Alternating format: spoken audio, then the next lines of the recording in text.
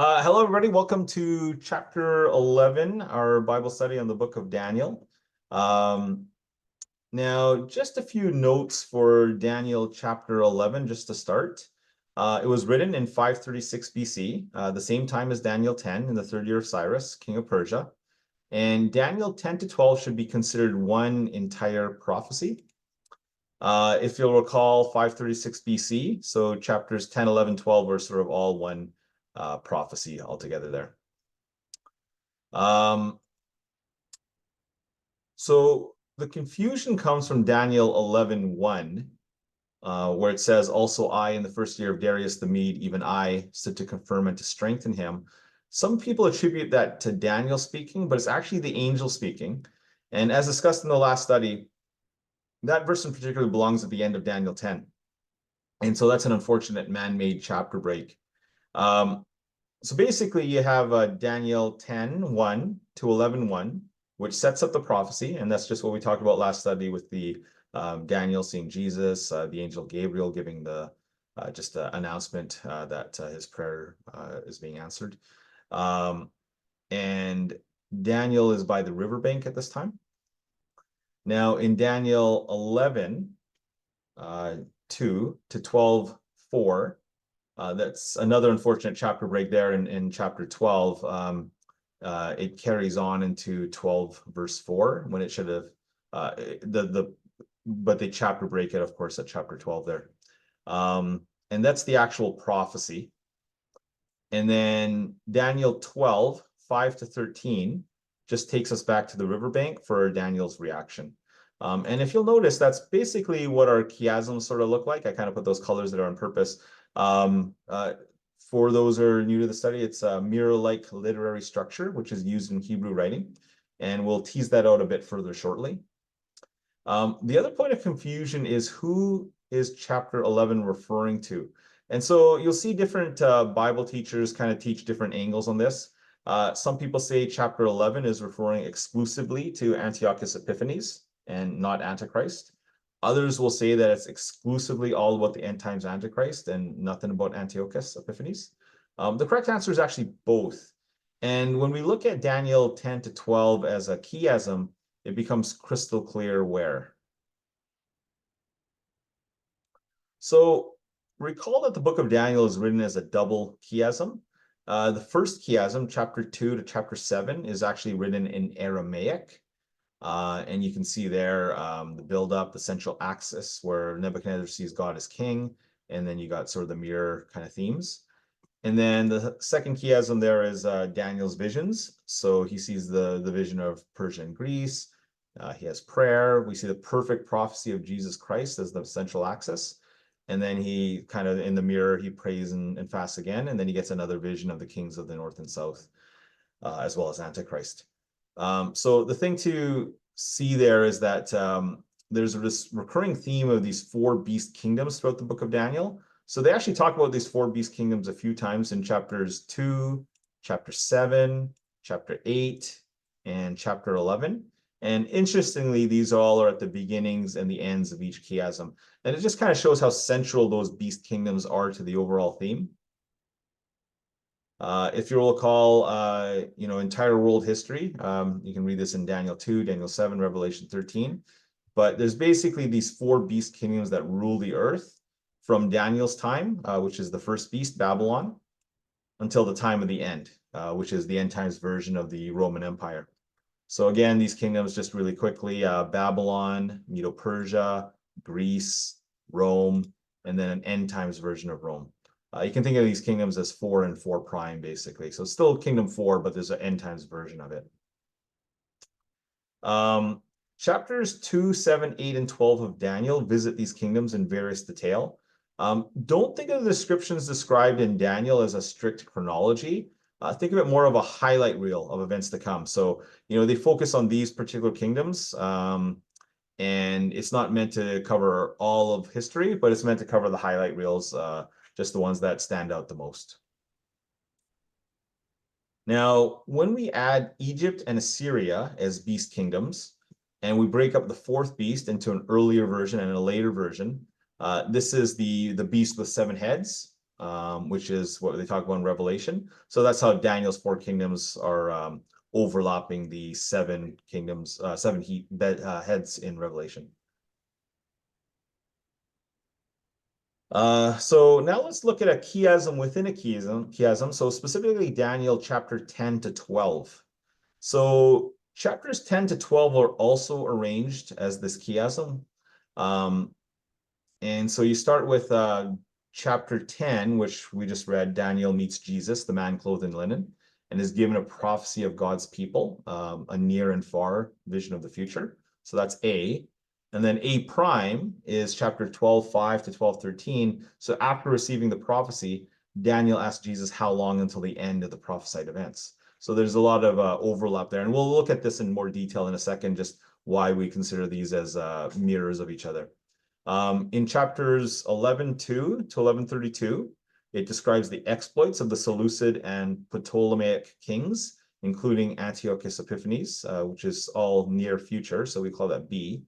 And then in chapter 11:36 to 12:4, we talk about the exploits of the end times Roman king, specifically end times Antichrist, which occurs in the far future. So again, this gets teased out when we sort of see it as a chiasm. This is the mirror of what the near future prophecy is like. There's a prophecy of the far future as well. So we'll call that B prime.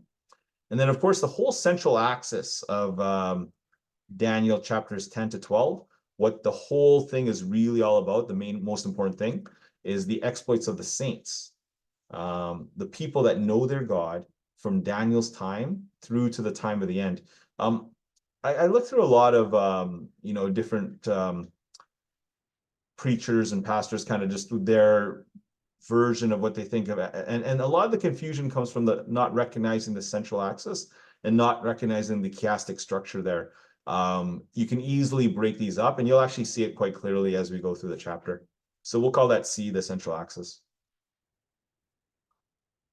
Now, the other thing too is if you just recall Daniel 2 and 7, throughout this chiasm, we actually are told about each of the beast kingdoms.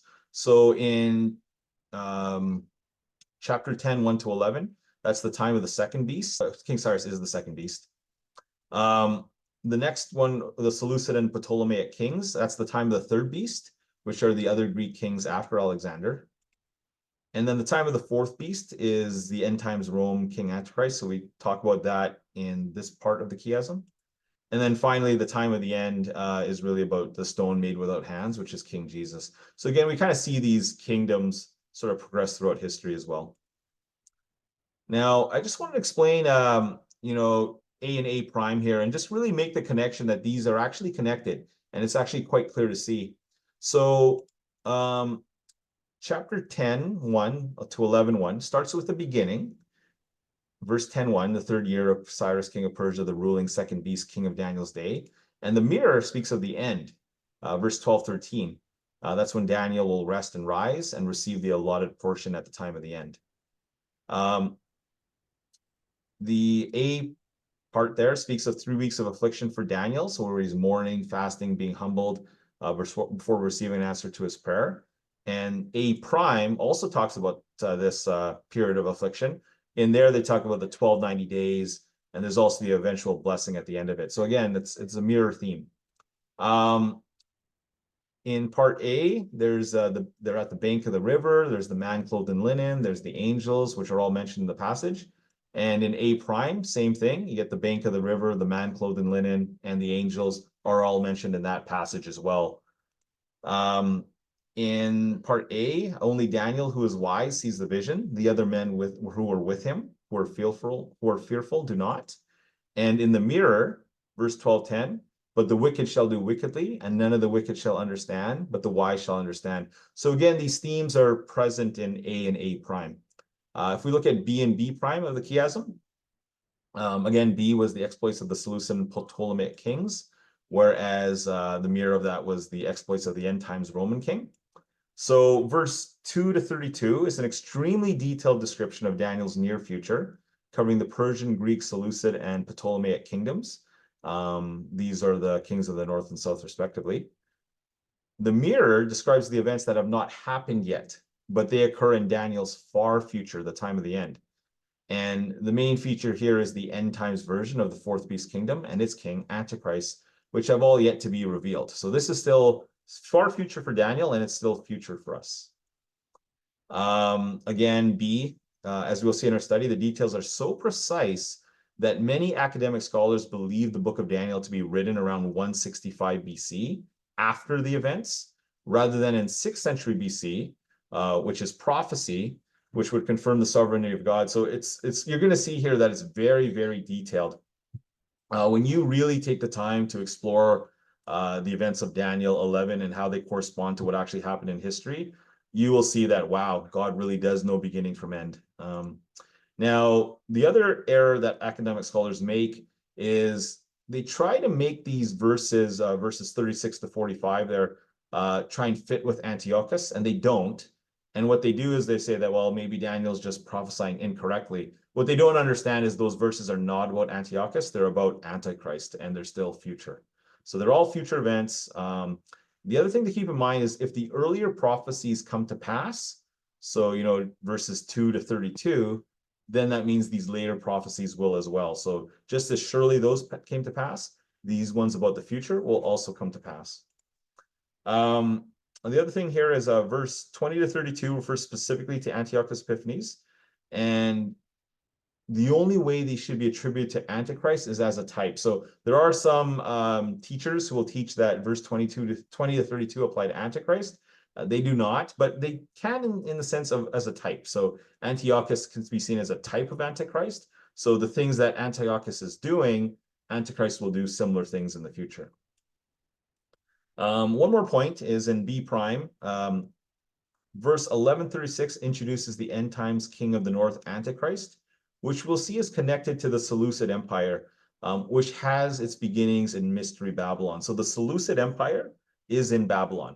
Just kind of keep that at the back of your mind, because there's a connection there when we talk about Antichrist, who is the final king of the north. So just keep that theme of king of the north, Babylon, Seleucid Empire, they're all connected. Now, just a reminder here. So after much infighting, Alexander's kingdom was eventually divided among his 4 generals. Cassander in Macedonia, Lysimachus in Thrace, Asia Minor, Seleucus, Syria, Babylon, that area there. And then Ptolemy was Egypt. Again, these kings, 3 is king of the north and 4 is king of the south. Okay, and I just mentioned that, again, from our Revelation Bible study, we see that Mystery Babylon is who rules the world today. So keep that in mind. If Mystery Babylon is Babylon in the far future, the king of the north in the far future, it kind of really has repercussions in terms of who we should be watching and where we should expect Antichrist to be coming from. Finally, just the central axis here. So we talked about the exploits of the saints, the people that know their God from Daniel's time through to the time of the end. This is what the whole Daniel is all about, 10 to 12. We'll get to reading that later, but it's really focused on the saints and how even though they have these beast kingdoms throughout history, it's the saints that are actually the focus and, their ability to just have God's help, be able to prevail, be able to overcome. That is the main focus of this whole prophecy. So this is the central axis of the entire Daniel 10 to 12 chiasm. It is located directly between the prophecy of the near future and the far future. It is referenced in A and A prime as the wise who will understand. And despite persecution from these beast kingdoms, both in Daniel's near and far future, these will prevail and their raiment made white. Okay, so that, again, just central axis there, that's what it's all about. All right, so just a quick outline. Chapter 11, 2 to 4 is the kingdoms of Persia and Greece. Chapter 11, 5 to 19 is about the Seleucid and Ptolemaic kings prior to Antiochus Epiphanes. Chapter 11, 20 to 32 is about Antiochus Epiphanes.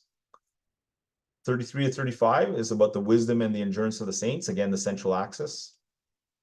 36 to 45 is about the end times Roman king Antichrist. And chapter 12, which, like I said, should be rolled into chapter 11, is about final judgment. So again, you see your whole chiasm there. Now, there's an excellent resource called The Study of Christianity on YouTube, which I'll be referring to extensively. So again, there's no need to read verse 1 to 30 today.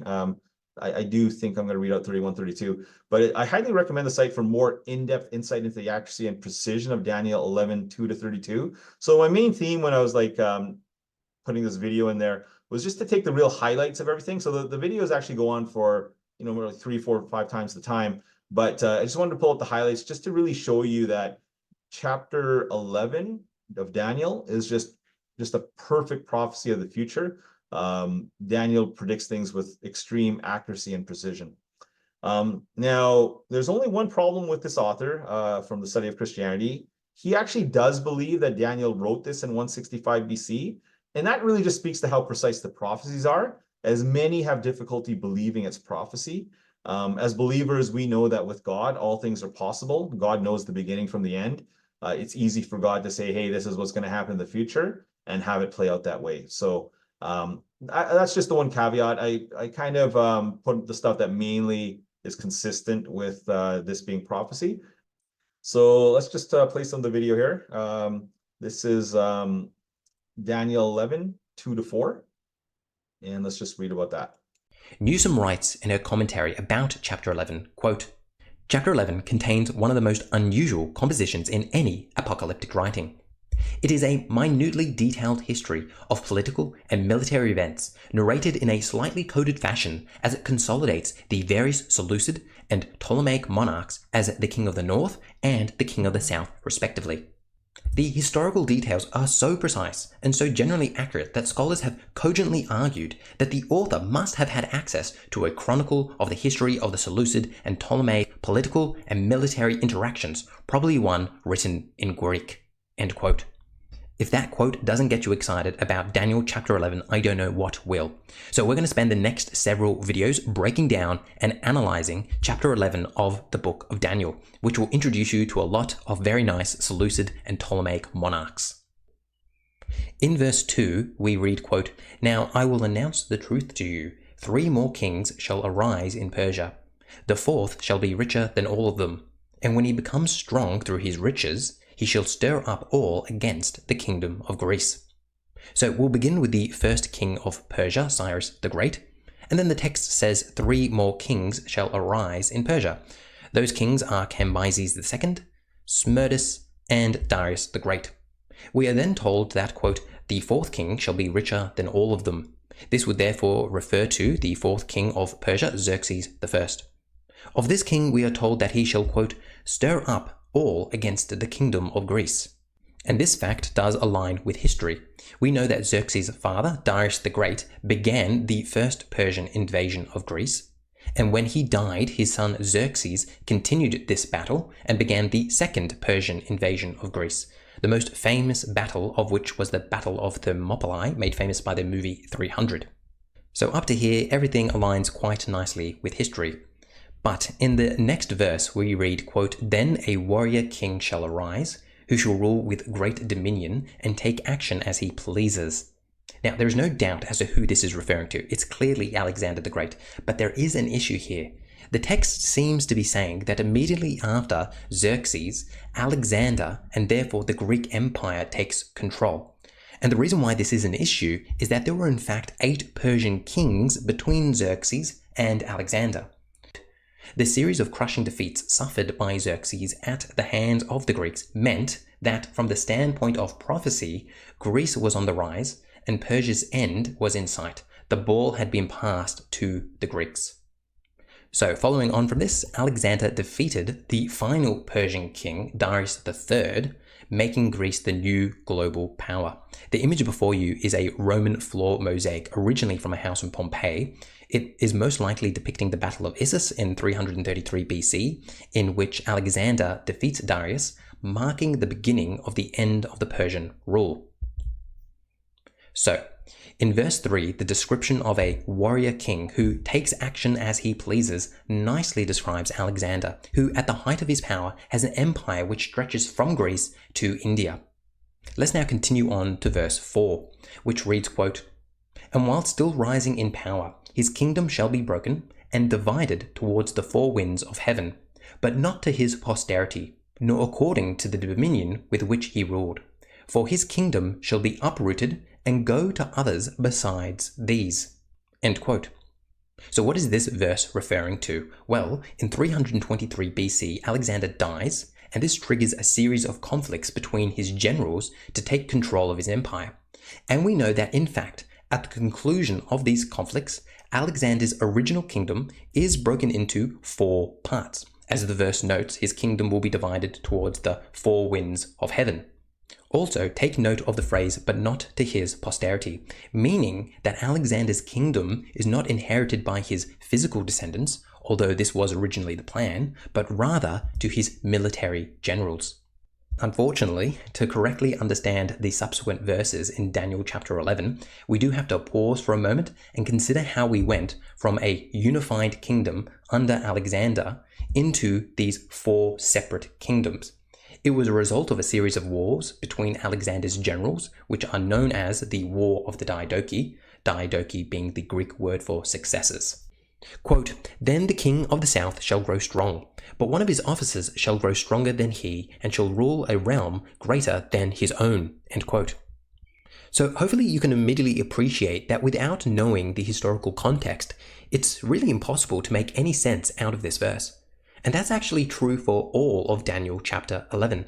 Unless you're willing to put in the time to understand the history of this time period, the entirety of Daniel 11 will always be a mystery to you. So, what is verse 5 trying to tell us?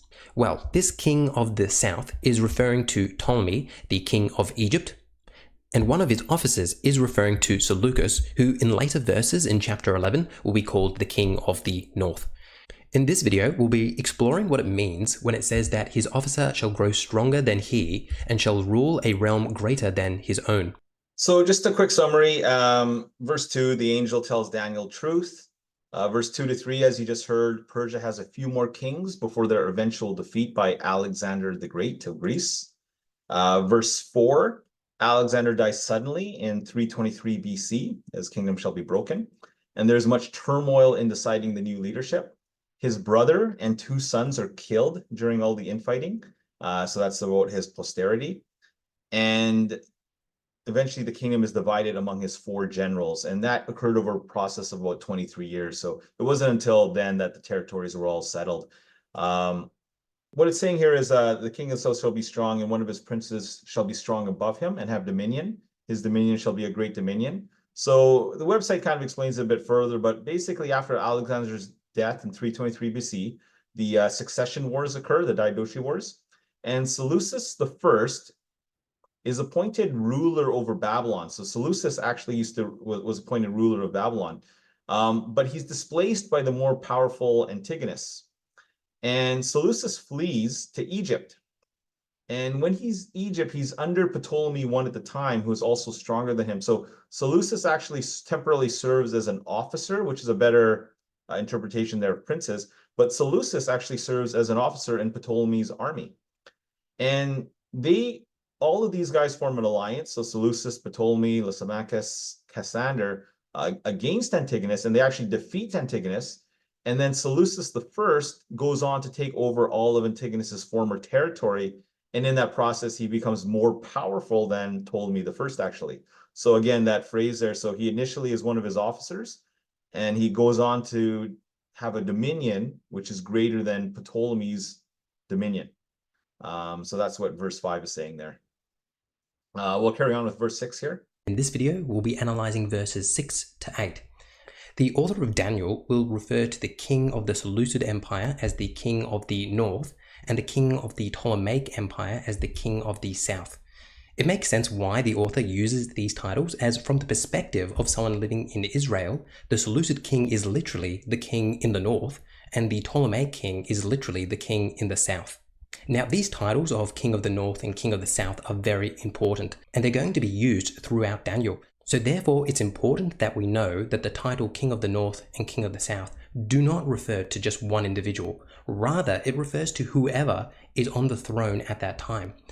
And since Daniel 11 covers quite a bit of history, there are going to be many different kings of the North and the South. For the Seleucid Empire, the title King of the North will initially refer to Seleucus I, And then the title will be applied to all of his successors until we get to Antiochus for Epiphanes. Likewise, for the Ptolemaic Empire, the title King of the South is first used for Ptolemy I and then continues all the way down until we get to Ptolemy VIII. Goldingay writes in his commentary, quote, "In chapter 11, the southern king and the northern king are generic terms to refer to the current occupants, whoever they may be, of the Ptolemaic throne in Egypt and the Seleucid throne in Syria and Babylonia. The two realms lie on either side of Palestine and thus directly concern Judea." So we read, "After some years they shall make an alliance, and the daughter of the king of the south shall come to the king of the north to ratify the agreement."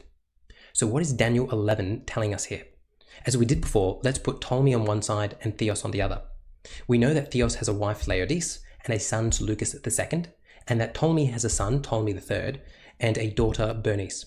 Verse 6 says that the daughter of the king of the south shall come to the king of the north to ratify the agreement. So the daughter of the king of the south is Bernice, and the verse is telling us that she will go to the king of the north. And this is clearly referring to marriage. This is also a very common practice of the time for kings to give their daughter in marriage to broker a peace deal. So when it says to ratify the agreement, it's most likely referring to the fact that this marriage was a peace offering after the Second Syrian War between the two empires. We also know that Bernice and Theos have a child as well. Okay, let's keep reading verse 6. It continues, "But she shall not retain her power, and his offspring shall not endure. She shall be given up, she and her attendants, and her child, and the one who supported her." End quote. So this is telling us that Bernice dies and her child dies as well. Now, chapter 11 doesn't specify who kills her and her child, but in light of Appian's account, we know that it's Theos's first wife Laodice who kills Bernice and also kills the child. And because she's killed them, Laodice's son now can become the new king. We now go into verse 7, which reads, "In those times a branch from her roots shall rise up in his place. He shall come against the army and enter the fortress of the king of the north. He shall take action against them and prevail."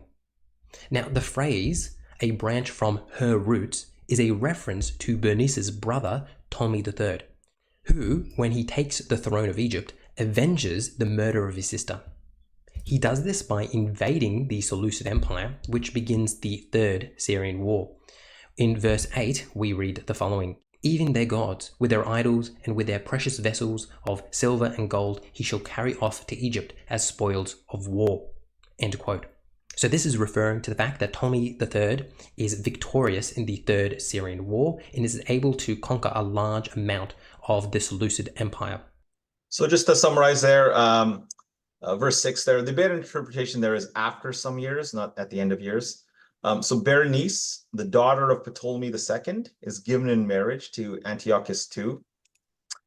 And as per historian Appian of Alexandria, Berenice, her child and her husband, Ptolemy II, are all killed by Laodice. That's Ptolemy II's wife. Who wants to ensure that her son Seleucus II takes the throne.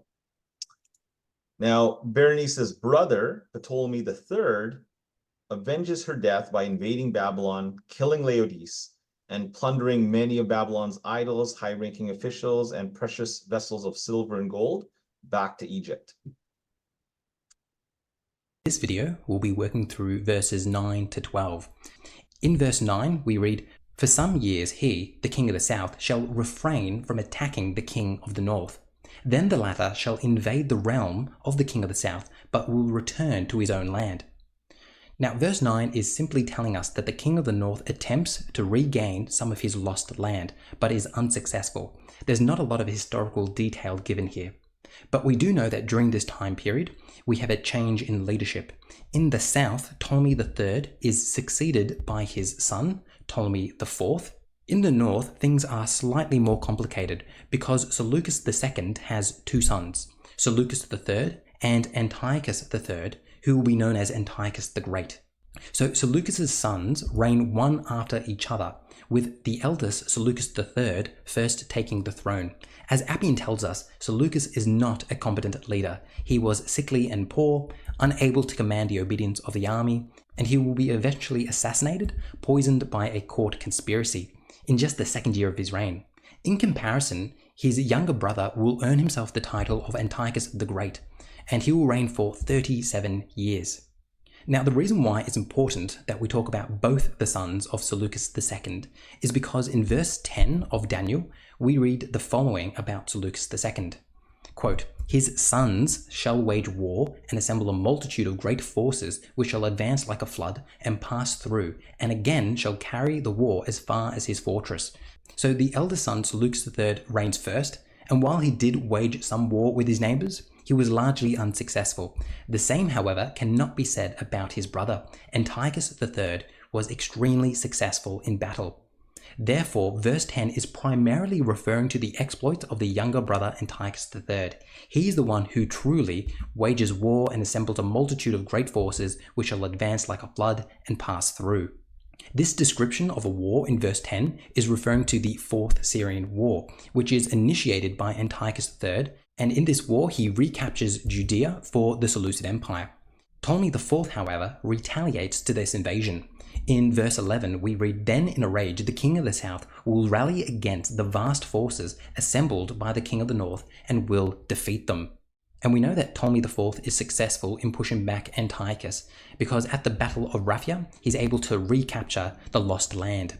Now we continue to read in verse 12, "After the enemy army is swept away, the king of the south will be filled with pride and will execute many thousands of his enemies, but his success will be short-lived."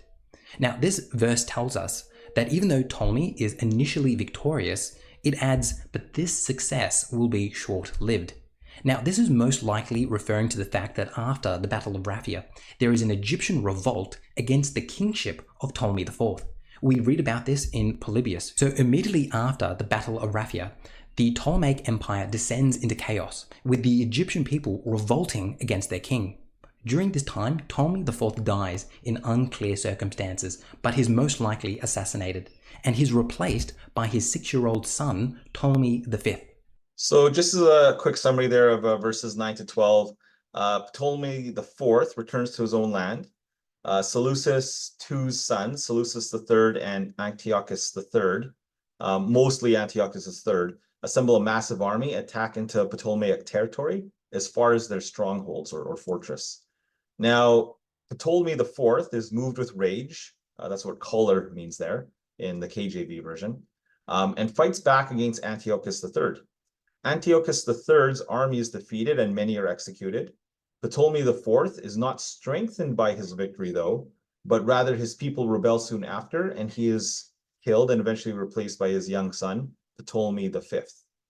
Again, just kind of keep in mind this whole time, king of the north is always Seleucus or Antiochus, whoever's from Babylon, and the Ptolemies are always whoever's from Egypt, king of the south.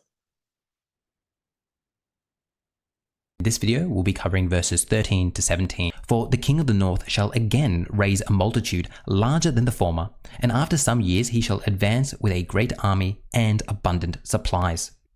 So the king of the north is referring to Antiochus III, who after losing to Ptolemy at the Battle of Raphia will begin to raise an even larger army.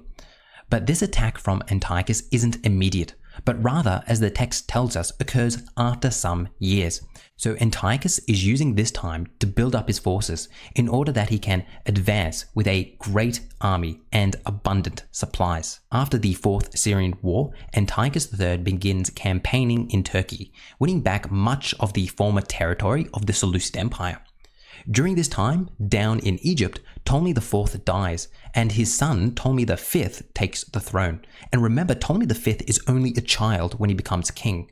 So not only is Egypt going through an internal rebellion, but they also have a child king. So the Ptolemaic Empire is incredibly weak at this time. Therefore, Antiochus III decides to take advantage of this situation and makes an alliance with Philip V of Macedon to invade Egypt. And this initiates the Fifth Syrian War. The Fifth Syrian War is mentioned in verse 14 of Daniel, which reads, "In those times many shall rise against the king of the south. The lawless among your own people shall lift themselves up in order to fulfill the vision, but they shall fail." Okay, so verse 14 is very interesting. So let's break it down. First, take note of the fact that it says, "Many shall rise against the king of the south." Now, this is most likely referring to the involvement of Philip, but it may also be alluding to the fact of the Egyptian rebellion as well. The next part of verse 14 is also very quite interesting. It says, "The lawless among your own people shall lift themselves up in order to fulfill the vision, but they shall fail." Now, what exactly does this mean? Well, to state the obvious, the author of Daniel 11 is Jewish. Therefore, the lawless among your own people must be referring to some sort of Jewish uprising during this time. Now, we don't have any sources that confirm this, so we're speculating here. But most likely, some Jewish people probably interpreted all the turmoil of the Fifth Syrian War as initiating the end of times. Verse 15 we read, "Then the king of the north shall come and throw up siege works, and take a well-fortified city. And the forces of the south shall not stand, not even his picked troops, for there shall be no strength to resist." In verse 16 we read, "But he who comes against him shall take the action he pleases, and no one shall withstand him." This is referring to Antiochus III. "He shall take a position in the beautiful land, and all of it shall be in his power." So the text says that Antiochus III gains control of the beautiful land, an obvious reference to Judea. And this nicely aligns with history because we know that Antiochus III defeats Ptolemy, dealing a decisive victory at the Battle of Paneum in 200 BC, giving him control of all of Judea. He was in a position to invade Egypt itself and destroy the Ptolemaic Empire, but he feared Roman intervention. So here we're introduced to a new and major figure, which is the Roman Republic. They have been growing in influence in this part of the world, and Rome has actually been importing grain from Egypt to feed their population. So Antiochus is afraid that if he invades Egypt and interrupts the Roman food supply, he'll then have to go to battle with Rome. And he knows he can't militarily defeat Rome, so he refrains from attacking Egypt.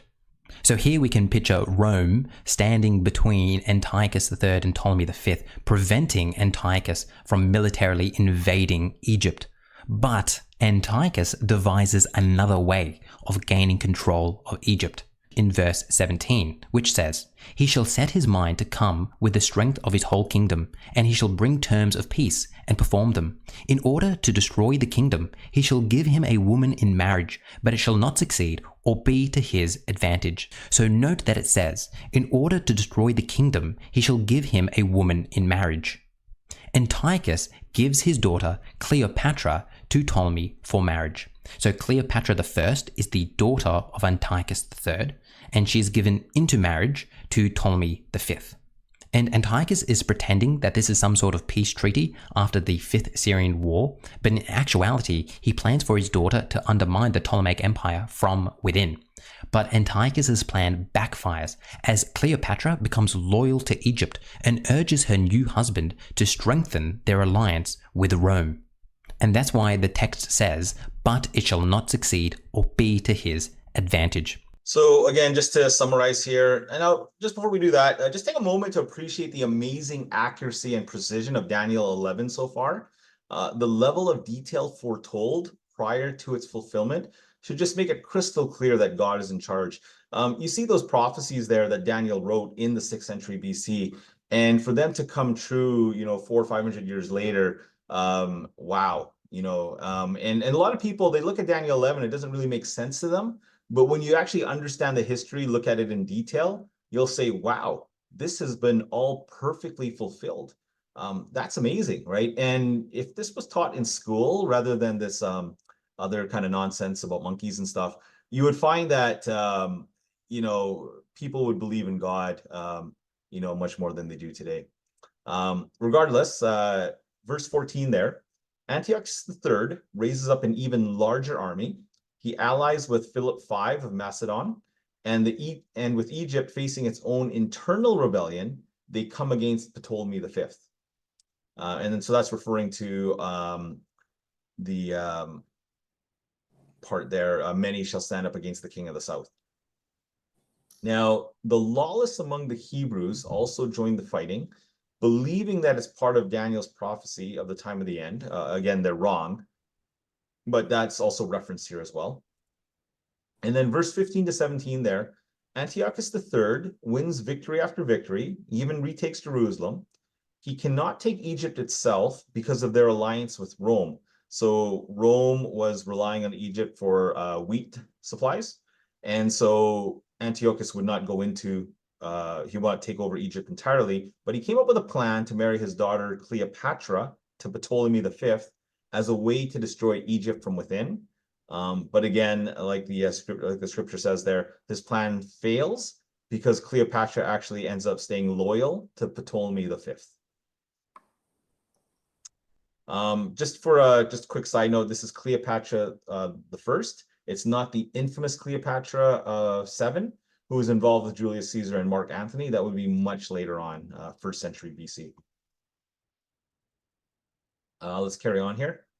Verse 18, quote, "Afterward he, Antiochus III, shall turn to the coastlands, and shall capture many. But a commander shall put an end to his insolence. Indeed, he shall turn his insolence back upon him." So here we're told that after the 5th Syrian War, Antiochus will turn to the coastlands and shall capture many. This is referring to his expeditions into Asia Minor. The commander would be P. Cornelius Scipio, who presented the conditions for peace to Antiochus III at Apamea in 188. So now when we look back at verse 18, and the text tells us that it is a commander who defeats Antiochus III, we know that this is referring to the Roman general Lucius Cornelius Scipio. And Scipio decisively defeats Antiochus at the Battle of Magnesia. And as a result of this defeat, Rome presents the terms of peace, known as the Treaty of Apamea. The conditions of the treaty were that the Seleucid Empire must scale down their army, abandon territory, provide Rome 20 hostages, and finally pay tribute to Rome. If Antiochus accepts these conditions without guile, we will grant him peace and friendship subject to the Senate's ratification. We continue to read in Appian that all the terms offered by Scipio were accepted by the ambassadors. That part of the money which was to be paid down and the 20 hostages were furnished. Among the latter was Antiochus IV Epiphanes, the younger son of Antiochus. End quote. And now I finally get to introduce the pivotal figure in Daniel 11, and that is Antiochus IV Epiphanes, the youngest son of Antiochus III. This man, from our perspective, will be the most significant king of the Seleucid Empire. So let's provide some greater context to who this man is. So Antiochus III has 2 sons. The eldest is Seleucus IV, and the youngest son is Antiochus IV. Now, as we have read in Appian, the Treaty of Apamea requires certain Seleucid officials to go to Rome as hostages, and among these is Antiochus IV. So Antiochus IV must go to Rome and be a hostage in order to fulfill the Treaty of Apamea.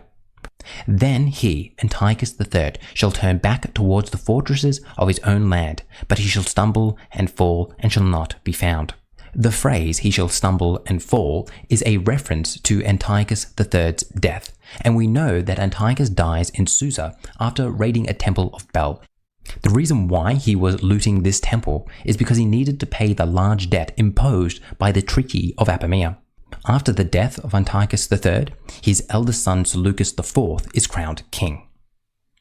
So after all of these events, the king of the Seleucid Empire is Seleucus IV, and his brother Antiochus IV is still in jail in Rome, fulfilling the requirements of the Treaty of Apamea. Now, this continued tribute that the Seleucids must provide Rome has a serious impact upon them. Verse 20, which reads, "Then shall arise in his place one who shall send an official for the glory of the kingdom, but within a few days he shall be broken, though not in anger or in battle." End quote. So the text begins by stating that "then shall arise in his place." This is referring to the fact that after the death of Antiochus III, he is succeeded by his son, Seleucus IV. So Seleucus IV is now the king of the Seleucid Empire. We continue to read in verse 20 that Seleucus IV will send an official for the glory of the kingdom. So who is this official that Seleucus sends out? Well, this is referring to his finance minister, a man by the name of Heliodorus. Newsom gives us more detail on this event, writing, quote, Antiochus III was succeeded by his son Seleucus IV. Of the events of his reign, the author of Daniel alludes to an episode narrated more fully, though in legendary form, in 2 Maccabees 3. According to that account, Simon, a jealous rival of the high priest Onias III, reported to Seleucid officials that the Jerusalem temple was filled with treasure. Seleucus sent his chief minister Heliodorus to confiscate these funds, but he was foiled in the attempt. According to 2 Maccabees, the temple was defended by angelic figures who beat Heliodorus senseless. End quote. So let's summarize what we've been told here. Seleucus IV is told that the temple in Jerusalem is filled with money, which he needs to pay off the Romans. So he sends his official Heliodorus to steal this money. But according to the account found in 2 Maccabees, an angel prevents this from happening. As Newsom writes here, the temple was defended by angelic figures who beat Heliodorus senseless. End quote. With all this background information, let's read verse 20 again, and hopefully now it makes a bit more sense. Quote, Then shall arise in his place, this is referring to Seleucus IV, one who shall send an official for the glory of the kingdom. This is referring to Heliodorus. But within a few days he, Heliodorus, shall be broken, though not in anger or in battle. So when it says, though not in anger or in battle, this is alluding to this supernatural occurrence in the temple in which Heliodorus is defeated by an angel. So just to summarize there, Antiochus III turns his attention from Egypt to the coastlands of Asia Minor, but is soundly defeated by Roman general Scipio. He has the Treaty of Apamea imposed upon him, which requires him to scale down his army, give Rome his youngest son as a hostage, Antiochus IV, and pay significant tribute to Rome. Now, Antiochus IV is killed while ransacking a temple, trying to raise funds to pay his debt to Rome. His heir, Seleucus IV, his older son, sends a tax collector, Heliodorus, to Jerusalem on the information that the temple contains much gold. Heliodorus and his men are beaten back by angels and forced to flee, as seen in 2 Maccabees 3. I want to include this just because I thought it was very speaking. And again, the Book of Maccabees is in the Apocrypha. It actually is in a lot of canon from a lot of the other church groups. So rather than just the Protestants who have the Apocrypha taken out, this is found in the Ethiopian canon, the Orthodox canon, the Greek canon. It's found everywhere else. So it is, even though it's not scripture, it was in other people's canon is what they consider scripture. Let's just read here. So Heliodorus plans to rob the temple, but Heliodorus, because of the orders he had from the king, Antiochus, said that this money must in any case be confiscated for the king's treasury. So he set a day and went in to direct the inspection of these funds. While they were calling upon the Almighty Lord that he would keep what had been entrusted safe and secure, these are the priests, for those who had entrusted it, Heliodorus went on with what had been decided. So Heliodorus decides to go to the temple anyways. But when he arrived at the treasury with his bodyguard, then and there, the sovereign of spirits, God, and of all authority, caused so great a manifestation that all those who had been so bold as to accompany him were astounded by the power of God and became faint with terror. For there appeared to them a magnificently adorned horse, and with a rider of frightening appearance. It rushed furiously at Heliodorus and struck at him with its front hoofs. Its rider was seen to have armor and weapons of gold. 2 young men also appeared to him, Heliodorus, remarkably strong, gloriously beautiful, and splendidly dressed, who stood on either side of him and flogged him continuously, inflicting many blows on him. These are angels. When he suddenly fell to the ground and deep darkness came over him, his men took him up, put him on a stretcher, and carried him away.